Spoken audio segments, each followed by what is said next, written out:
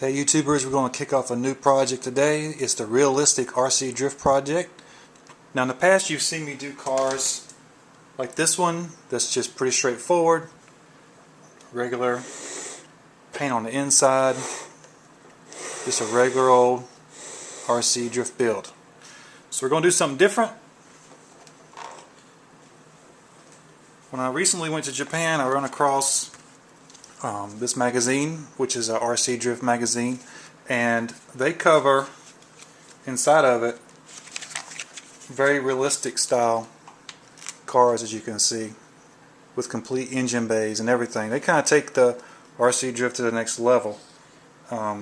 Very detailed parts and pieces inside under the hood. So I was kind of inspired by that, and I had recently run across a body from my friend who graciously donated it to me, and I've started working on this project, which you've seen in the other videos as the Dark Drifter car kind of sitting in the background collecting dust, but I finally kicked off the build and got underway. So real quick, what I did for the color of the car, this is sandable primer color. It gives it that black satin smooth finish, and it's painted on the outside. This car was in really bad shape. We had tried to remove the paint from the inside and it didn't go so well, and so the car was in really bad disarray. So what I did was I just masked it off, the windshield and stuff, and we spray painted it with the sandable primer. Now, the car did have a hood on it, so the trick to getting the hood off is to take an X-Acto blade and trim along the body lines around the hood area, and then what you can do is start in the grill area and cut that out completely, and then you can start to peel away the hood and separate the two pieces until eventually it comes off into a whole nother piece.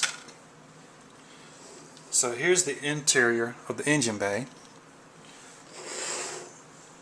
And you can see it has a radiator support and a firewall and some little inner fender wells in there. And what I made that out of was a styrene construct, which looks like this. This is a plastistruct. Basically it's just sheets of styrene, and these are some other building pieces. This is a plastruct styrene U-channel, which is very long pieces, so you get lots of stuff to play with. And so I framed out the inner fender well with the actual U-channel first, and then I used the plastic construct to build the little panels. And you'll see a sticker bomb in there. So what I did was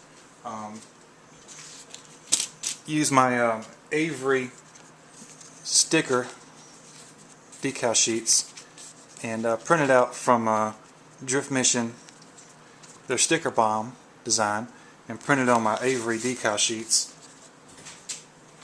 which I've covered in the past. Looks like this. You can get this Office Depot, all kind of good stuff. So this chassis is actually the new Sakura chassis. It's the D3 front motor, which comes in this box, of course. And it is a dedicated counter steer chassis out of the box, front motor design, which has pretty good potential so far. As you can see, it has a nice front motor design. Motor goes in there. I kind of have this mocked up right now. I don't have all my pieces. I'm kind of waiting on some parts to come from overseas right now. So this was just a quick mock-up to show you how it works with what I got going on. And you can see I've used the styrene tubing. This is styrene tube, like so. And just went ahead and put in some roll cage stuff to kind of give it more of a grassroots drifter look. Kind of rough looking. Looks like it's been around the track a couple times. And so far it's shaping up pretty well. Everything's coming together considering it was a new build for me. So So far I like the Sakura chassis. It seems like it's a good quality. And that for $115, it's not too bad for actually a beginner chassis. So everybody's probably going to be asking how I built this little RB motor here. It's actually out of styrene as well. Get a close-up of that.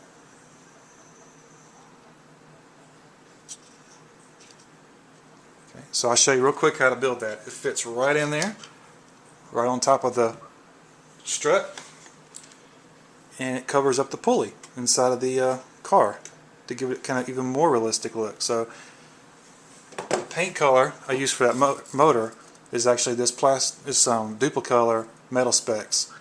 This is a lacquer based paint, and it matches the RB26 color to a T pretty much, and it's pretty strong stuff too.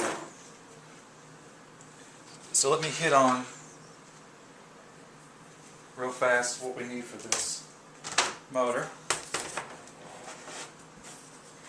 It's actually pieces like so. So once you get your styrene panels, you can actually make these pieces: front cover, the main body, and two top pieces.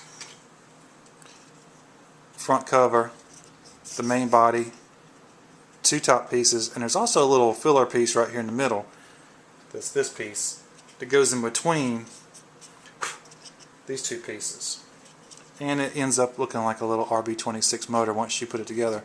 Now this little part on the front, I think it's a crank angle sensor on the rear motor, but basically it's shaped kind of like this. This is a plug right here that goes off into the ECU, and then it has two little small screw holes so it can be adjusted on the front of the motor.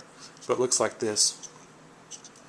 And to get this shape, this U shape like this, basically what I did was I heated up the flat panel and I bent it around a camera tripod leg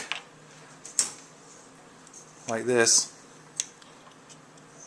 so you can see it has a little dip there. So we just went ahead and molded it around that, and then I pushed down right here to get that little dip in the top like the RB26 has. So what you do is you get your X-Acto blade, trim out your parts. You can always make little patterns out of cardboard or construction paper first, and you can just build your own little motor cover if you want to.